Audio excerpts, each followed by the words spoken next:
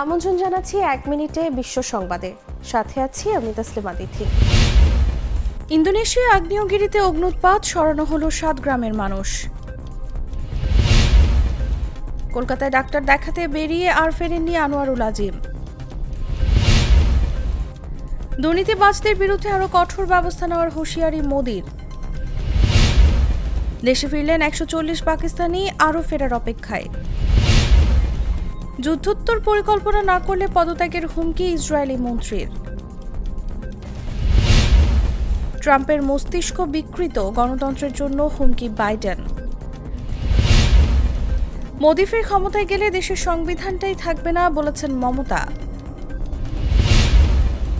২ নারীসহ ৭ জনের ফাঁসি কার্যকর করল ইরান। ভারত রাশিয়ার মধ্যে ভিসা মুক্ত ভ্রমণ চুক্তি এবছরই। এখানেই শেষ করছি ১ মিনিটের বিশ্ব সংবাদ।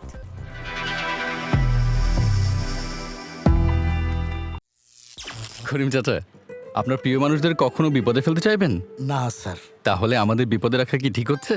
এজন্যই বিজলি কেবলস সবচেয়ে ভালো ও নিরাপদ। ফ্লেম রিটার্ডেন্ট পিভিসি দিয়ে তৈরি বিজলি কেবলস, নিরাপদ আজীবন।